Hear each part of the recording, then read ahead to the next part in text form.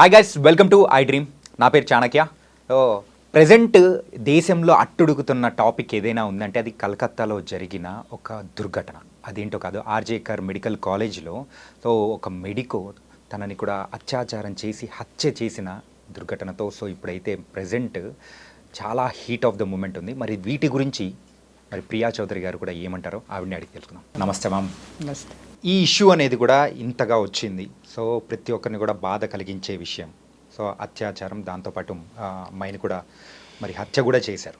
కాబట్టి ఏదో ఒక సెన్సేషనల్ న్యూస్ వచ్చినట్టు ఇంకొక సెన్సేషనల్ న్యూస్ రాగానే ఈ ఇన్సిడెంట్ను కూడా ప్రజలు కూడా మెల్లగా మర్చిపోయే అవకాశాలు ఏమన్నా ఉంటాయంటారా? మంచి ప్రశ్న అడిగావు.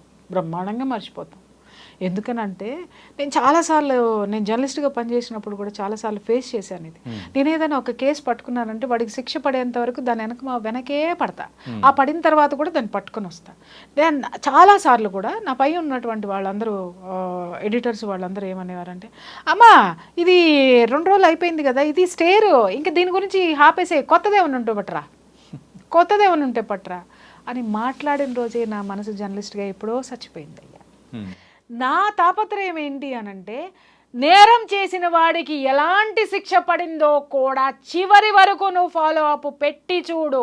అడుగడుగునా వాడిని జనంలో మర్చిపోనివ్వకుండా చేయి. ఏ శిక్ష పడిందో శిక్ష పడేటట్టు నువ్వు చేయి. పడిన తర్వాత ఆ శిక్ష ఏంటనేది జనాలకి కొన్ని వందల వేల సార్లు చెప్పు. కొన్ని వందల శిక్షలు పడుతున్నాయి ఈరోజు, కోర్టుల్లో తీర్పులు వస్తున్నాయి బయటికి. తీర్పుల గురించి ఎందుకు మాట్లాడరు? సెన్సేషనల్ తీర్పులు మాత్రమే మాట్లాడతారు. ఏది మాట్లాడతారు? దిశ ఎన్కౌంటర్ జరగానే ఎన్కౌంటర్, అప్పుడు దాకా వార్తలు ఏం లేవు, చచ్చిపోయినాం మనం. అది ఒక్కసారి ఊపు వచ్చేసింది. ఆ ఊపు రాగానే ఆ దిశ ఇష్యూ ఏం పడింది, ప్రపంచం మొత్తం కూడా ఆ చర్యని దేని మీద పడింది? నిర్భయ మీద పడింది. This is nature. విశ్వం ఇదే. విశ్వం యొక్క చర్యలు ఇలాగే ఉంటాయి. 7 సంవత్సరాల నుంచి ఆ కేసు బయటికి రానేలే.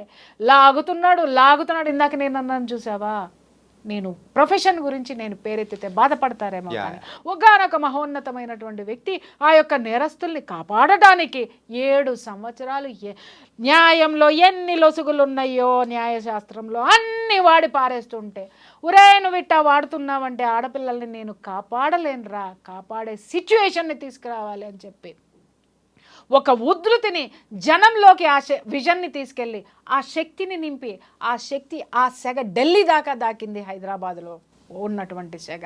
అప్పుడు కదా వాళ్ళకి ఉరిశిక్ష పడింది బాబు. అప్పటి వరకు ఎక్కడ జరిగింది? ఎవడు మాట్లాడాడు? నేను అడుగుతున్నాను. నిర్భయ గురించి వారం రోజులు వాయించి పడేసాం, దద్దరిల్లిపోయినాయి, మైకులు దద్దరిల్లిపోయినాయి, అందరం ఢిల్లీలో పరిగెత్తాం, ఢిల్లీ ఫ్లైట్లు ఎక్కాం, దిగాం, కూర్చున్నాం, చేసాం, అయిపోయింది. కానీ శిక్ష ఎవరు వేశారు? ఇంకొక నేరం వేసింది శిక్ష. ఎవరు దాన్ని అంతవరకు తీసుకెళ్లారు? ఆ ఎనర్జీని, ఆ ఫ్రీక్వెన్సీని నేచర్ తీసుకొని వెళ్ళింది. ఎప్పుడో తర్వాత అప్పుడు నిర్భయ మనకి సంఘటన గుర్తొచ్చింది. నిర్భయ కేసు కదిలింది, నిర్భయ కేసు ఇలా ఉంది, నిర్భయ కేసు అలా అయిపోయింది అని చెప్పేసి అని అప్పుడు ఉరి శిక్ష, కేల్కతం, దుకాన్ బంద్, అందరూ కామైపోయి కొంచెం కూల్ డ్రింక్ తాగేసాం, కొంచెం టీలు తాగేసాం, కొంచెం కాఫీలు తాగేసాం, మళ్ళీ ఏం జరుగుతుందా అని చూస్తున్నాం. ఈలోపు ఇది ఇన్ని సంవత్సరాల తర్వాత ఇది వచ్చిందనమాట. మన బతుకులు ఇంతే, మనం బాగుపడం. సిగ్గు లేదు మనకి, లజ్జ లేదు మనకి, సామాజిక బాధ్యత అసలే లేదు మనకి. అర్థమైందా? ఇందాక నేను చెప్పాను కదా, మనది ఒక బతుకేనా, కుక్కల వలె, నక్కల వలె, సందులలో పందుల వలె, పందుల్లాగే సోకాళ్ళు మేధావులందరూ అబ్బో మోడీ ఏమన్నా చేశాడంటే కూర్చొని పుంకాలు పిసికేసుకొని మాట్లాడేస్తారు. మరి ఆ తర్వాత ఇప్పుడు దీని గురించి ఏ గొంతుకలు ఎందుకు బయటికి రావడం లేదు? ఎందుకు మైకులు పట్టుకొని మాట్లాడడం లేదు? ఒక ఇష్యూ జరిగినప్పుడు దాని గురించి మాట్లాడేసి మీటింగులు పెట్టేసి, గ్రూప్ మీటింగులు పెట్టి, పార్టీ మీటింగులు పెట్టి, ఇన్ని పెట్టిన వాళ్ళు. దేశంలో ఒక ఆడపిల్లకి ఇంత జరిగితే మేధావుల నోళ్ళు పెగలవే, ఆగిపోయాయే, ఆరిపోయాయా? గొంతుక తడారిపోయిందా? తీయండి బాస్. మేధావితనం ఎవరి కోసం చూపిస్తున్నారు? నాశనం కోసం చూపిస్తున్నారు. దేశం యొక్క ఆ భద్రతని భ్రష్టు పట్టించడానికి, దేశం యొక్క విలువని దిగజార్చడానికి మాత్రమే మేధావుల గొంతుకలు పనిచేస్తున్నాయా?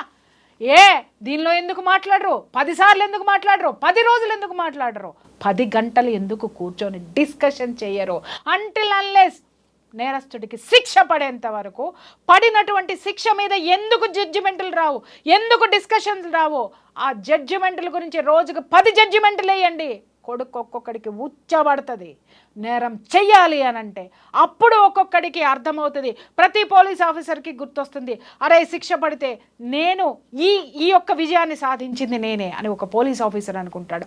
ఒక నేరస్తుడికి పడినటువంటి శిక్ష బయటికి వచ్చిన తర్వాత ఆశీర్వాదాలు ఏదైతే ఉంటాయో ఒక న్యాయమూర్తి అనుకుంటాడు, నేను న్యాయాన్ని కాపాడినటువంటి ఆ యొక్క స్థితి, ఆ ఉన్నతమైనటువంటి స్థితి కలిగిన వాడిని అనుకొని అతనిలో ఎనర్జీ పెరుగుతుంది, వీటిలో ఎనర్జీ పెడుతుంది, సమాజంలో ఒక భయం అనే ఎనర్జీ పుడుతుంది.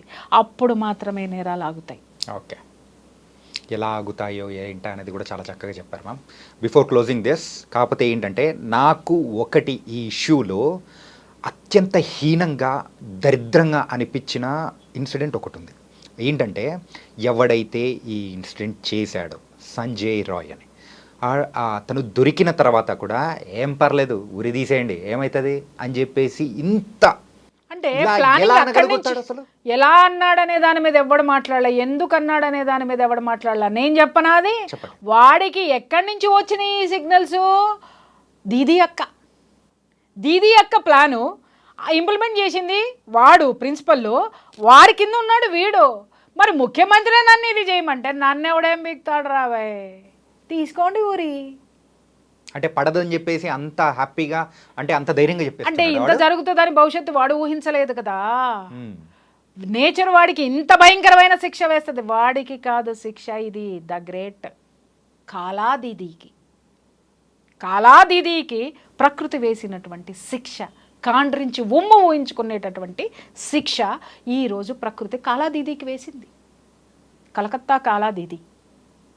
కాబట్టి ఎవరైతే ఉన్నారో ఎందుకు మాట్లాడారు అని అంటే స్కెచ్ అక్కడి నుంచి వచ్చింది కాబట్టి వాడిని ఎవడు ఏం పీకుతాడు. ఇప్పుడు 7,000 మంది ఆ ప్రొటెస్ట్ జరుగుతుంటే దాంట్లోకి వెళ్ళిపోయి విధ్వంసం చేసి అవతల పారేశాడు. తూచి అన్నారు. ఇది తూచి కాదు రావే, నేను చెప్తున్నాను కదా, ఆట ఇప్పుడే మొదలయ్యింది. అంతం ఖచ్చితంగా ప్రకృతి చేతిలో డెఫినెట్గా ఉంటుంది. ఓకే, సో ఇంకా చాలా మాట్లాడేది ఉంది, ఇంకా మనం మాట్లాడుకుందాం మ్యామ్. కానీ ఏంటంటే ఈ రోజుకి మాత్రం థ్యాంక్ యూ సో మచ్. కాకపోతే ఏ యాంగిల్ నుంచి ఎటు వచ్చినా కానీ సో దానికి వెనకల అంటే ఎవరుంటారు ఏంటి అనేది కూడా మీరు చాలా నీట్గా కూడా ఎక్స్ప్లెయిన్ చేసి చెప్పారు. So thank you so much Priya Chaudhary గారు. Thank you. సో గైస్, ప్రతి ఒక్కరు కూడా మరి ఈ ఇన్సిడెంట్ గురించి తలుచుకున్నారంటే ఖచ్చితంగా గుండె తడి, ఖచ్చితంగా కంట్లో నుంచి నీరు వచ్చేది కూడా ఖచ్చితంగా ఉండే ఉంటుంది. అయ్యో అనుకున్న క్షణాలు కూడా మనకు ఉండే ఉంటాయి. కాబట్టి ఇలాంటివి మన ఇంటి వరకు కూడా రాకూడదు అని అనుకుంటే మనం కూడా సామాజిక బాధ్యతతో ఏదైనా కానీ తప్పులు జరుగుతున్నాయంటే ప్రశ్నించే అవకాశం అనేది కూడా మీరు తీసుకొని దాన్ని ప్రశ్నించారంటే మనం ముందుకి జాగ్రత్తగా వెళ్ళొచ్చు, భవిష్యత్ తరాలని కూడా మనం హ్యాపీగా ఉంచవచ్చు. ఇది ఇవాల్టి ఇంటర్వ్యూ. మరో ఇంటర్వ్యూతో మళ్ళీ కలుద్దాం. అంతవరకు take care. This is your Chanakya. See you.